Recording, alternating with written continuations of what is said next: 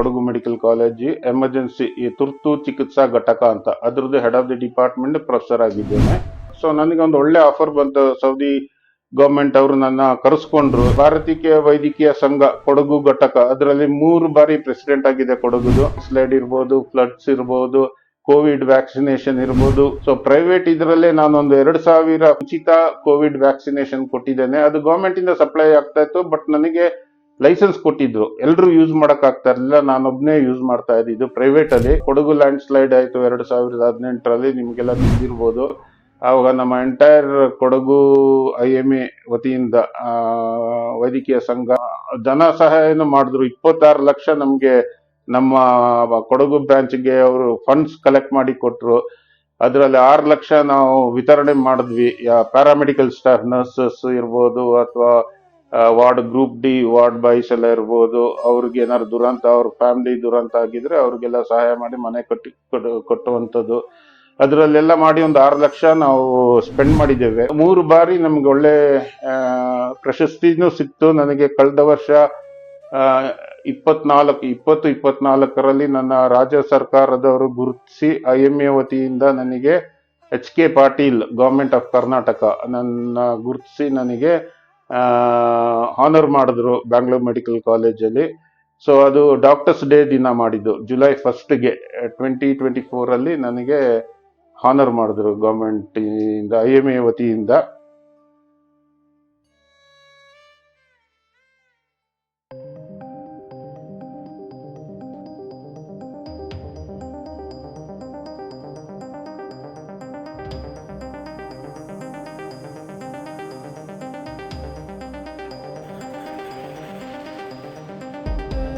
ಎಲ್ರಿಗೂ ನಮಸ್ಕಾರ.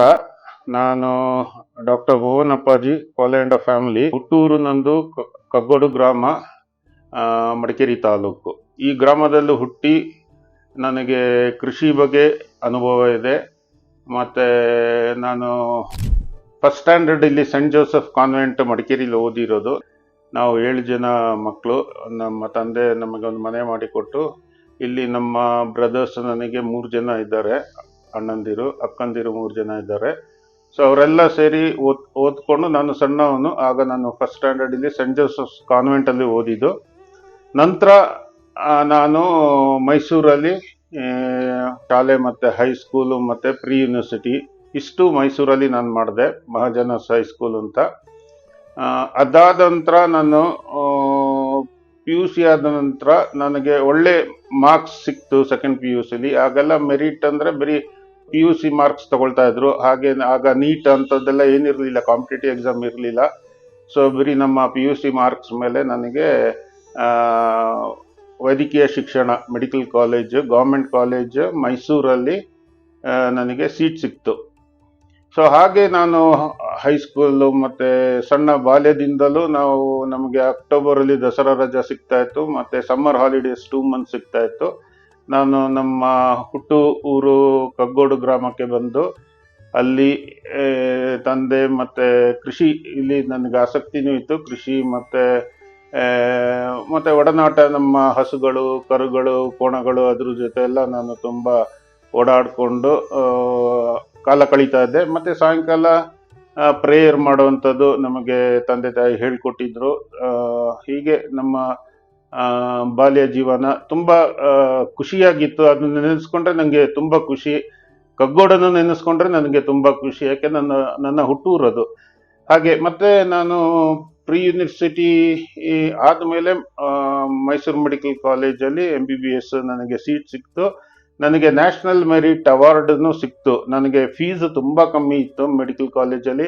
ಆಗ ವರ್ಷಕ್ಕೆ ನಾನು 18 ರೂಪಾಯಿ ಕಟ್ತಾ ಇದ್ದೆ ಅಷ್ಟೇ. ಒಂದು ವರ್ಷಕ್ಕೆ ಫೀಸ್ ನನಗೆ 18 ರೂಪಾಯಿ. ನ್ಯಾಷನಲ್ ಮೆರಿಟ್ ನನಗೆ 200 ರೂಪಾಯಿ ಆವಾಗ ನನಗೆ ಗೌರ್ಮೆಂಟ್ ನನಗೆ ಕೊಡ್ತಾ ಇತ್ತು. ನನಗೆ ಅದರಲ್ಲೇ ನನಗೆ ಓದಲಿಕ್ಕೆ ಎಲ್ಲ ಸುಮಾರು ಬುಕ್ಸ್ ತಗೊಳ್ಳೋದಕ್ಕೆ ನಮ್ಮ ಪೇರೆಂಟ್ಸ್ ತುಂಬ ಸಪೋರ್ಟ್ ಮಾಡಿದ್ರು ನನಗೆ. ನನ್ನ ಬ್ರದರ್ಸ್ ಸಿಸ್ಟರ್ಸ್ ಎಲ್ಲ ಸಪೋರ್ಟ್ ಮಾಡ್ತಾ ಇದ್ರು, ಮಾರಲಿ ಎಲ್ಲ ಸಪೋರ್ಟ್ ಮಾಡ್ತಾ ಇದ್ರು. ಹಾಗೆ ನಾನು ವೈದ್ಯಕೀಯ ಶಿಕ್ಷಣ MBBS ಅನ್ನು ಮುಗಿಸಿದೆ. ಸ್ಪೋರ್ಟ್ಸ್ ಅಲ್ಲಿ ತುಂಬಾ ನಾನು ಆಡ್ತಾ ಇದ್ದೆ. ಮೈಸೂರು ಮೆಡಿಕಲ್ ಕಾಲೇಜಿಗೆ, ಇಂಟರ್ ಮೆಡಿಕಲ್ ಕಾಲೇಜ್ ಇರ್ಬೋದು, ಅಥವಾ ಇಂಟರ್ ಕಾಲೇಜ್ ಯೂನಿವರ್ಸಿಟಿಗೆ ಎಲ್ಲ ಬ್ಯಾಡ್ಮಿಂಟನ್ ಮತ್ತೆ ಹಾಕಿ ಆಡ್ತಾ ಇದ್ದೆ. ಹಾಕಿಲಿ ಕ್ಯಾಪ್ಟನ್ ಆಗಿದ್ದೆ ನಾನು. ಮಾಜನಸ್ ಸ್ಕೂಲ್ ಟೀಮ್ಗೆ ಕ್ಯಾಪ್ಟನ್ ಆಗಿದ್ದೆ ಹಾಕಿಲಿ. ನಾವು ಮತ್ತೆ ಇಂಟರ್ ಸ್ಕೂಲ್ ಕಾಂಪಿಟೇಷನ್ಸ್ ಅಲ್ಲಿ ನಾವು ಯಾವಾಗ್ಲೂ ಗೆಲ್ತಾ ಇದ್ವಿ. ಮಹಾಜನಸ್ ಹೈಸ್ಕೂಲ್ ಹಾಕಿ ಟೀಮ್ ಅಂದ್ರೆ ತುಂಬಾ ಸ್ಟ್ರಾಂಗ್ ಆಗಿತ್ತು ಮೈಸೂರು ಡಿಸ್ಟಿಕ್ಗೆ. ಸೊ ಯಾವಾಗ್ಲೂ ನಾವು ಅದರಲ್ಲಿ ಗೆಲ್ತಾ ಇದ್ವಿ. ನಾವು ರಾಮಕೃಷ್ಣ ವಿದ್ಯಾಶಾಲಾ ಮೈಸೂರು ಅವ್ರ ಜೊತೆ ಯಾವಾಗ್ಲೂ ಪ್ರಾಕ್ಟೀಸ್ ಮಾಡ್ತಾ ಇದ್ವಿ. ಮತ್ತೆ ನಾವು ಮೆಡಿಕಲ್ ಆದ್ಮೇಲೆ ಇದನ್ನು ಕಂಟಿನ್ಯೂ ಮಾಡಿದೆ ನಾನು, ಬೋತ್ ಹಾಕಿ ಅಂಡ್ ಬ್ಯಾಡ್ಮಿಂಟನ್. ಹಾಕಿ ನಾವು ಟೆರಿಷಿಯನ್ ಕಾಲೇಜ್, ಮಹಾರಾಣೀಸ್ ಕಾಲೇಜ್ ಜೊತೆ ನಮ್ಮ medical college team regular practice ಮಾಡ್ತಾ ಇದ್ವಿ. ಹಾಗೆ ನಮಗೆ ಸ್ಪೋರ್ಟ್ಸ್ ಅಲ್ಲೂ ತುಂಬಾ ಪ್ರೋತ್ಸಾಹ ಸಿಗ್ತಾ ಇತ್ತು. ನಮಗೆ ಕಾಲೇಜಲ್ಲಿ ನಮ್ಮ ಪ್ರೊಫೆಸರ್ಸ್ ಅವರೆಲ್ಲ ನಮಗೆ ಸ್ಪೋರ್ಟ್ಸ್ ಅಲ್ಲಿ ಯಾರೆಲ್ಲ ಆಡ್ತಾ ಇದ್ದಾರೆ ಅವ್ರಿಗೆಲ್ಲ ಎಕ್ಸ್ಟ್ರಾ ಮಾರ್ಕ್ಸ್ ಕೊಡ್ತಾ ಇದ್ರು.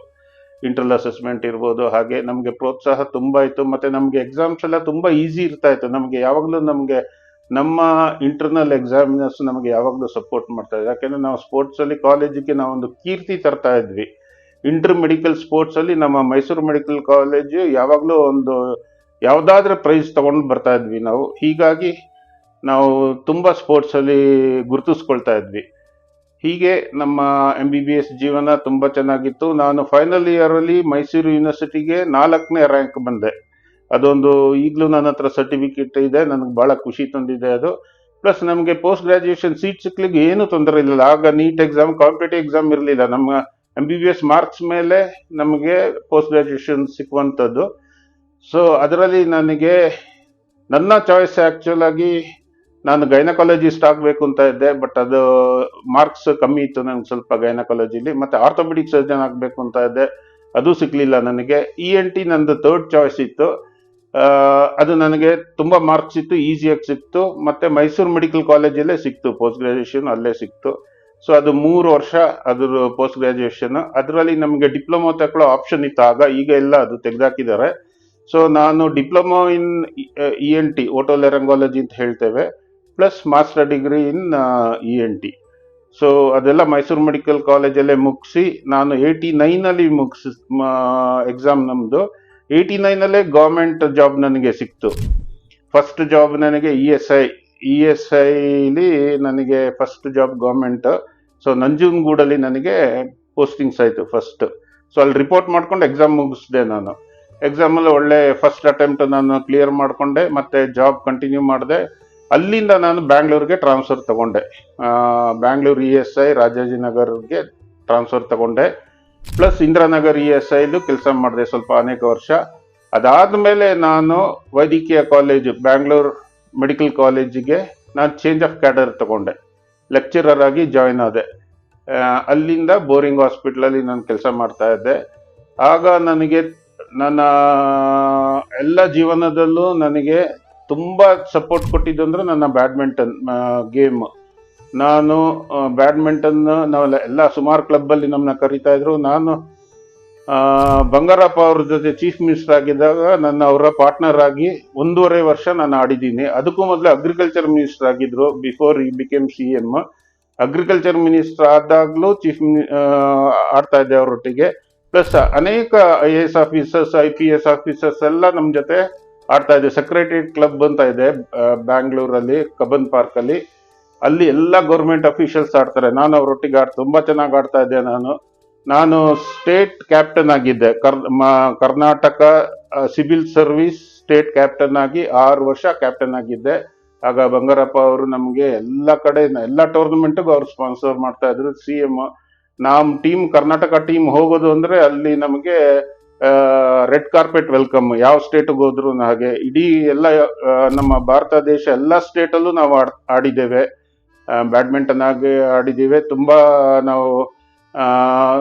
ಬಟ್ ನಮ್ಮ ಟೀಮ್, ಕರ್ನಾಟಕ ಟೀಮಲ್ಲಿ ಹೆಂಗೆ ಅಂದ್ರೆ, ಬೇರೆ ಕಡೆ ಎಲ್ಲ ಸಿವಿಲ್ ಸರ್ವಿಸ್ ಟೀಮ್ ಅಂದ್ರೆ ಯಾರು ಆ ಸ್ಟೇಟಿಗೆ, ರಾಜ್ಯಕ್ಕೆ ಮೊದಲು ಆಡಿರ್ತಾರೆ ಅವ್ರನ್ನ ಸೆಲೆಕ್ಟ್ ಮಾಡ್ತಾ ಇದ್ರು.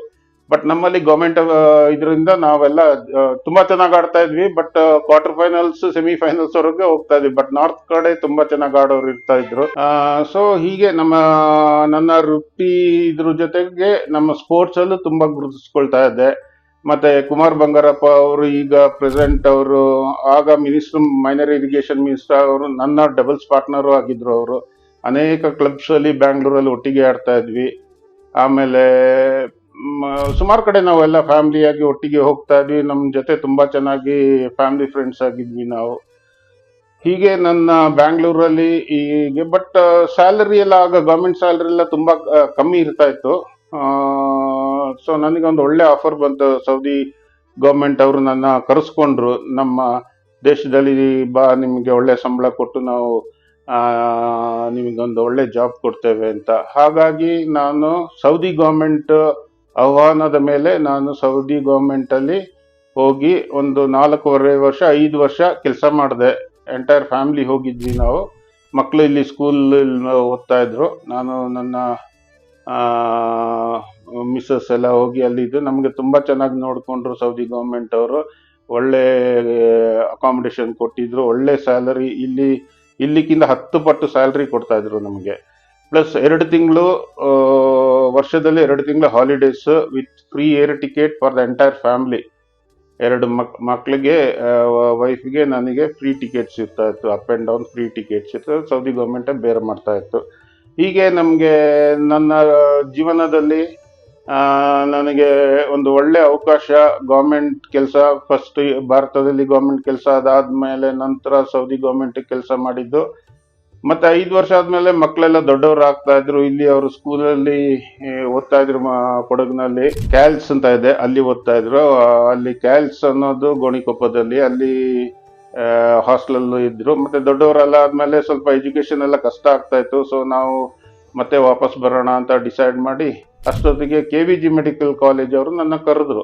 ನೀ ಬಂದು ನಮ್ಮ ಕಾಲೇಜಿಗೆ ಸೇರು, ನಿಂಗೆ head of the department professor post ಕೊಡ್ತೀವಿ ಬಾ ಅಂತ.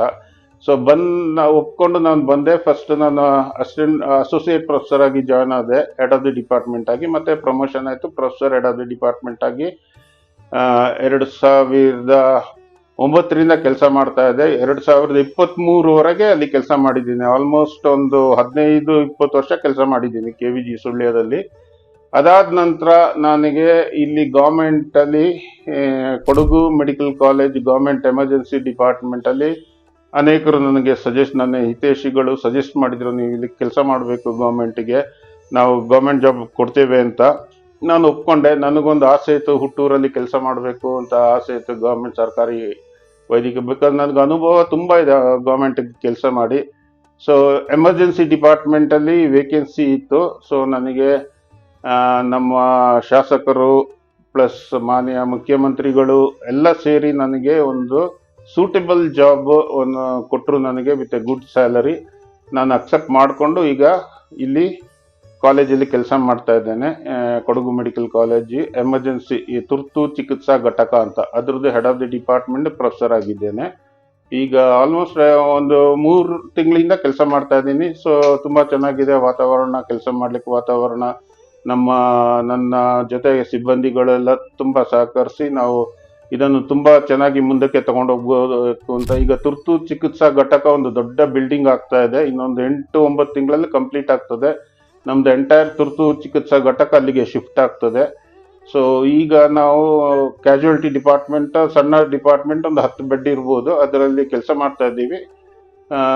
ಇದರೊಟ್ಟಿಗೆ ನಾನು ಈಗ ಕೊಡಗಿನಲ್ಲಿ ಕೂರ್ಗ್ ಡಿಸ್ಟ್ರಿಕ್ಟ್ ಬ್ಯಾಡ್ಮಿಂಟನ್ ಅಸೋಸಿಯೇಷನ್ ಅಂತ 2016 ನಾನು ಫೌಂಡರ್ ಪ್ರೆಸಿಡೆಂಟ್. ಅದಕ್ಕೆ ನನಗೆ ಅನುಭವ ಬ್ಯಾಡ್ಮಿಂಟನ್ ಅಲ್ಲಿ ತುಂಬಾ ಇರೋದ್ರಿಂದ ನಾನು ಪ್ರೆಸಿಡೆಂಟ್ ಆಗಿ ಇಲ್ಲಿ ಇದನ್ನ ಬೆಳೆಸಿದೆ. ನಾನು ಕೊಡಗಿನಲ್ಲಿ ಎಲ್ಲರೂ ಕೈ ಜೋಡಿಸು, ಇಲ್ಲಿ ಒಳ್ಳೊಳ್ಳೆ ಬ್ಯಾಡ್ಮಿಂಟನ್ ಆಟಗಾರರಿದ್ದಾರೆ. ಮತ್ತೆ ಇಲ್ಲಿ ಮಕ್ಕಳಿಗೆಲ್ಲ ನಾವು ಅವ್ರಿಗೆ ಕೋಚಿಂಗ್ ಕೊಟ್ಟು ಅವ್ರನ್ನ ರಾಜ್ಯಮಟ್ಟ, ರಾಷ್ಟ್ರ ಮಟ್ಟದವರೆಗೂ ನಾವು ಕೋಚಿಂಗ್ ಮಾಡಿ, ನಮಗೆ ಇಲ್ಲಿ ಒಳ್ಳೆ ಕೋಚರ್ಸ್ ಇದ್ರು. ಸೊ ಈಗ ಅವರೆಲ್ಲ ಮೈಸೂರಿಗೆ ಶಿಫ್ಟ್ ಆಗಿದ್ದಾರೆ. ಸೊ ಅವರ ತರಬೇತಿಯಲ್ಲಿ ನಾವು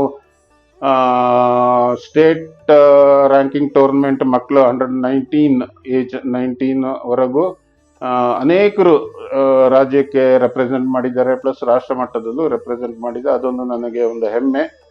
ಪ್ಲಸ್ ಇದೇ ತರ ನಾನು ನಮ್ಮ ಭಾರತೀಯ ವೈದ್ಯಕೀಯ ಸಂಘ ಕೊಡಗು ಘಟಕ, ಅದರಲ್ಲಿ 3 ಬಾರಿ ಪ್ರೆಸಿಡೆಂಟ್ ಆಗಿದೆ ಕೊಡಗುದು. ಸೊ ಅನೇಕ ನಾವು ಜನಪರ ಕೆಲಸ ಮಾಡಿದ್ದೇವೆ. ಸೊ ಕೊಡಗು ಲ್ಯಾಂಡ್ ಸ್ಲೈಡ್ ಇರ್ಬೋದು, ಫ್ಲಡ್ಸ್ ಇರ್ಬೋದು, ಕೋವಿಡ್ ವ್ಯಾಕ್ಸಿನೇಷನ್ ಇರ್ಬೋದು. ನಾನು ಆವಾಗ ಪ್ರೈವೇಟ್ ಇದ್ದೆ, ಗೌರ್ಮೆಂಟ್ ಕೆಲಸ ಮಾಡ್ತಾ ಇರಲಿಲ್ಲ. ಸೊ ಪ್ರೈವೇಟ್ ಇದರಲ್ಲೇ ನಾನೊಂದು 2,000 ಉಚಿತ ಕೋವಿಡ್ ವ್ಯಾಕ್ಸಿನೇಷನ್ ಕೊಟ್ಟಿದ್ದೇನೆ. ಅದು ಗೌರ್ಮೆಂಟ್ ಇಂದ ಸಪ್ಲೈ ಆಗ್ತಾ ಇತ್ತು, ಬಟ್ ನನಗೆ ಲೈಸೆನ್ಸ್ ಕೊಟ್ಟಿದ್ರು. ಎಲ್ಲರೂ ಯೂಸ್ ಮಾಡಕ್ ಆಗ್ತಾ ಇರಲಿಲ್ಲ, ನಾನೊಬ್ನೇ ಯೂಸ್ ಮಾಡ್ತಾ ಇದ್ದಿದ್ದು ಪ್ರೈವೇಟ್ ಅಲ್ಲಿ. ಇದು ಬಿಟ್ರೆ ಗೌರ್ಮೆಂಟ್ ಅಲ್ಲಿ ಕೋವಿಡ್ ವ್ಯಾಕ್ಸಿನ್ಸ್ ಇತ್ತು, ಬಟ್ ನಾನು ಪ್ರೈವೇಟ್ ಅಲ್ಲಿ ಯೂಸ್ ಮಾಡಿ ಒಂದು 2,000 ಕೊಟ್ಟಿದ್ದೇವೆ. ಕೊಡೋ ಸಮಾಜದಲ್ಲಿ ನಾನೊಂದು 1,000 ಕೊಟ್ಟಿರ್ಬೋದು, ಮಡಿಕೇರಿ ಕೊಡೋ ಸಮಾಜದಲ್ಲಿ.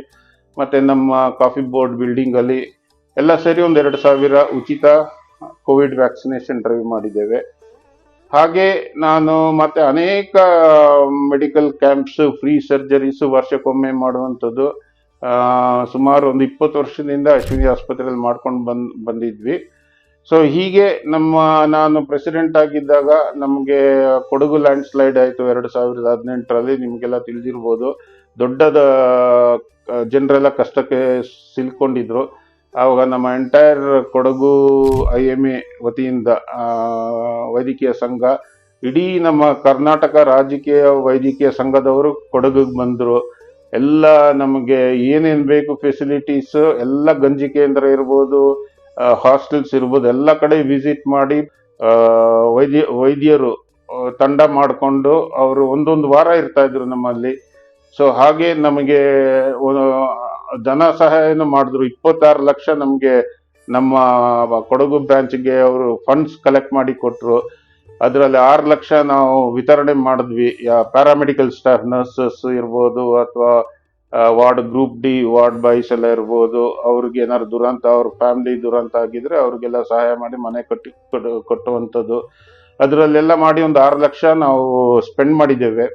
ಇನ್ನು ನಮ್ಮ ಹತ್ರ ಹಣ ಇದೆ, ಅದನ್ನ ನಾವು ನಮ್ಮ ಸ್ವಂತ IMA ಬಿಲ್ಡಿಂಗ್ ಮಾಡಬೇಕು ಅಂತ ರಾಜ್ಯ ಶಾಖೆ, ನಮ್ಮ parent body IMA state branch ಅವರು ನಮಗೆ ಸಲಹೆ ಕೊಟ್ಟಿದ್ದಾರೆ. ಸೊ ಅವರ ಸಲಹೆ ಮೇಲೆ ನಾವೊಂದು ಸೈಟ್ ಖರೀದಿ ಮಾಡೋದು, ಬಿಲ್ಡಿಂಗ್ ಖರೀದಿ ಮಾಡೋದು ಅಂಥದಕ್ಕೆ ನಾವು ಇಟ್ಕೋಬೇಕು ಅಂತ ಇದೀವಿ. 3 ಬಾರಿ ನಮ್ಗೆ ಒಳ್ಳೆ ಪ್ರಶಸ್ತಿನೂ ಸಿಕ್ತು. ನನಗೆ ಕಳೆದ ವರ್ಷ 2024ರಲ್ಲಿ ನನ್ನ ರಾಜ್ಯ ಸರ್ಕಾರದವರು ಗುರುತಿಸಿ IMA ವತಿಯಿಂದ ನನಗೆ HK Patil, government of Karnataka, ನನ್ನ ಗುರುತಿಸಿ ನನಗೆ ಹಾನರ್ ಮಾಡಿದ್ರು ಬ್ಯಾಂಗ್ಳೂರ್ ಮೆಡಿಕಲ್ ಕಾಲೇಜಲ್ಲಿ. ಸೊ ಅದು ಡಾಕ್ಟರ್ಸ್ ಡೇ ದಿನ ಮಾಡಿದ್ದು, ಜುಲೈ 1ಗೆ 2024ರಲ್ಲಿ ನನಗೆ ಹಾನರ್ ಮಾಡಿದ್ರು ಗೌರ್ಮೆಂಟ್ ಇಂದ, IMA ವತಿಯಿಂದ. ಸೊ ಈಗ ನಾವು ಈ ವರ್ಷ July 1 is the doctors day. ಈ ವರ್ಷ ನಾವು ಇಲ್ಲಿ ನಮ್ಮ ಲೋಕಲ್ ಡಾಕ್ಟರ್ಸ್ನ ಇಬ್ರನ್ನ ಗುರುತಿಸಿದ್ವಿ. ಒಬ್ರು ದೇವದಾಸ್ ಅಂತ ಡಾಕ್ಟರ್, ಅವರು ಗೌರ್ಮೆಂಟ್ ಅಲ್ಲಿ ರಿಟೈರ್ ಆಗಿ ಈಗ ನಾಪೋಕ್ಲಲ್ಲಿ ಕೆಲಸ ಮಾಡ್ತಾ ಇದ್ದಾರೆ, ಅವರ ಸ್ವಂತ ಕ್ಲಿನಿಕ್ ಅಲ್ಲಿ ಕೆಲಸ ಮಾಡ್ತಾ ಇದ್ದಾರೆ. ಹಾಗೆ ನಮ್ಮ ಕೂರ್ಗ್ ಡೆಂಟಲ್ ಕಾಲೇಜ್ ಚೇರ್ಮನ್ ಮತ್ತೆ ವೈದ್ಯರು, ಅವ್ರನ್ನೂ ನಾವು ಗುರುತಿಸಿ ಅವ್ರಿಗೂ ಹಾನರ್ ಮಾಡಿದ್ವಿ. ಈ ಫಂಕ್ಷನ್ ನಿನ್ನೆ ತಾನೇ ಜುಲೈ 4ಗೆ ನಾವು ಮಾಡಿದ್ವಿ, ಕೊಡಗು ವೈದ್ಯಕೀಯ ಸಂಸ್ಥೆಯಲ್ಲಿ ಹಾಲಲ್ಲಿ ಮಾಡಿದ್ವಿ. ದೊಡ್ಡ ಫಂಕ್ಷನ್ ಮಾಡಿದ್ವಿ. ಎಲ್ಲ ನಮ್ಮ ಸ್ಟೂಡೆಂಟ್ಸ್ ಅವರೆಲ್ಲ ಆರ್ಗನೈಸ್ ಮಾಡಿ ತುಂಬ ಚೆನ್ನಾಗಿ ಈ ಕಾರ್ಯಕ್ರಮವನ್ನು ಹಮ್ಮಿಕೊಂಡಿದ್ವಿ. ಹೀಗೆ ನಮ್ಮ ವೃತ್ತಿಲಿ ಪ್ಲಸ್ ನನಗೆ ತುಂಬ ಕೊಡಗಿನ ಜನತೆ ತುಂಬ ಸಪೋರ್ಟಿಂದ ನನಗೆ ಒಳ್ಳೆ ಪ್ರಾಕ್ಟೀಸ್ ಇದೆ ಕೊಡಗಿನಲ್ಲಿ. ಪ್ರೈವೇಟ್ ಪ್ರಾಕ್ಟೀಸು ಚೆನ್ನಾಗಿದೆ, ಪ್ಲಸ್ ಈಗ ಗೌರ್ಮೆಂಟ್ಗೂ ಕೆಲಸ ಮಾಡ್ತಾ ಇದ್ದೀನಿ.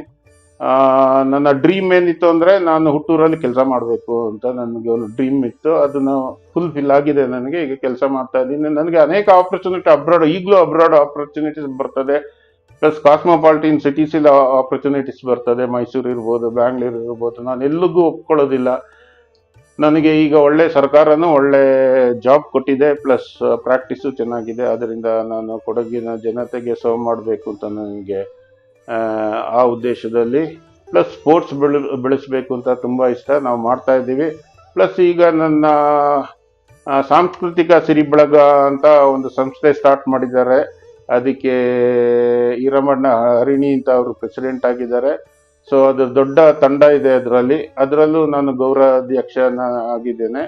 ನ್ಯಾಷನಲ್ ENT ಕಾನ್ಫರೆನ್ಸಲ್ಲಿ ಇವರೊಂದು ಒಳ್ಳೆ ಕಾರ್ಯಕ್ರಮವನ್ನು ಹಮ್ಮಿಕೊಂಡು ಅವರೊಂದು ಸ್ಟೇಜ್ ಪರ್ಫಾರ್ಮೆನ್ಸ್ ಮಾಡಿದರು. ಅದಕ್ಕೆ ತುಂಬ ಎನ್ಕರೇಜ್ಮೆಂಟ್, ತುಂಬ ಚೆನ್ನಾಗಿ ಮಾಡಿದರು. ಹಾಗೆ ಅನೇಕ ಕಡೆ ಪ್ರೋಗ್ರಾಮ್ಸ್ ಕೊಡ್ತಾ ಇದೆ ಈ ಸಾಂಸ್ಕೃತಿಕ ಶ್ರೀ ಬಳಗ ಕೊಡಗು ಅಂತ.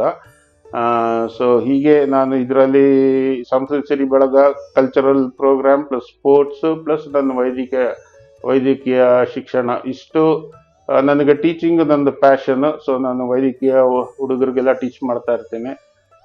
ಪ್ಲಸ್ ನಂದು basic qualification MBBS, MSc ENT and diploma in ENT. So ಇಷ್ಟು ಮಾಡಿದ್ದೇನೆ. ಸೊ ENT ಪ್ರಾಕ್ಟೀಸ್ ಮಾಡ್ತಾ ಇದ್ದೇನೆ. ಪೂರ್ ಪೇಷಂಟ್ಸ್ ಬರ್ತಾರೆ ಕ್ಲಿನಿಕ್ಗೆ, ಅವ್ರಿಗೆ ಹಣ ಇರೋದಿಲ್ಲ ಅಂಥವ್ರಿಗೆಲ್ಲ ನಾನು ಗೌರ್ಮೆಂಟಿಗೆ ರೆಫರ್ ಮಾಡಿ ಗೌರ್ಮೆಂಟಲ್ಲಿ ಉಚಿತವಾಗಿ ಅವ್ರಿಗೆಲ್ಲ ಟ್ರೀಟ್ಮೆಂಟ್ ಸೌಲಭ್ಯ ಸಿಗುವ ಹಾಗೆ ನಾನು ನೋಡ್ಕೊಳ್ತೇನೆ. ಪ್ಲಸ್ ಕ್ಯಾಂಪ್ಸ್ ಫ್ರೀಕ್ವೆಂಟ್ ಆಗಿ ಆರ್ಗನೈಸ್ ಮಾಡ್ತಾ ಇರ್ತೇವೆ. ಪೊಲೀಸ್ ಅವ್ರಿಗಿರ್ಬೋದು, ಯೂನಿಫಾರ್ಮ್ಡ್ ಸರ್ವಿಸಸ್ ಇರ್ತದೆ, ಅವ್ರಿಗೆಲ್ಲ ನಾವು ಕ್ಯಾಂಪ್ಸ್ ಎಲ್ಲ ಆಗಿ ಅವ್ರಿಗೆ ಸಜೆಷನ್ಸ್ ಕೊಡ್ತಾ ಇರ್ತೀವಿ, ಏನೇನು ಮಾಡಬೇಕು, ಅವ್ರದ್ದು ಹಳೆ ರೆಕಾರ್ಡ್ಸ್ ಎಲ್ಲ ನೋಡಿ ಅವರಿಗೆ ಎಜುಕೇಟ್ ಮಾಡ್ತೇವೆ. ನೀವೇನು ಮಾಡಬೇಕು, ಎಲ್ಲಿಗೆ ಹೋಗಬೇಕು, ಆ ಥರನೂ ಎಜುಕೇಟ್ ಮಾಡ್ತಾ ಇದ್ದೇವೆ. ಸೊ ಇಷ್ಟು ಹೇಳಿದಕ್ಕೆ ನಮ್ಮ ದಕ್ಷು ಅವರು ನನಗೆ ಒಂದು ಆಪರ್ಚುನಿಟಿ ಕೊಟ್ಟಿದ್ದಾರೆ. ಇದೊಂದು ಅವ್ರದ್ದೊಂದು ಚಾನಲ್ ಏನೋ ಮಾಡ್ತಾ ಇದ್ದಾರೆ. ಸೊ ಇದಕ್ಕೆಲ್ಲ ಪ್ರೋತ್ಸಾಹ ಕೊಡೋಣ, ನಾವು ಸಪೋರ್ಟ್ ಮಾಡೋಣ. ಸೊ ಹಾಗಾಗಿ ಅವನು ಫಸ್ಟ್ ಈಗ ಇದನ್ನೆಲ್ಲ ಮಾಡ್ತಾ ಇದ್ದಾನೆ. So all the best Dakshu, and congratulations, you take it forward. Thank you.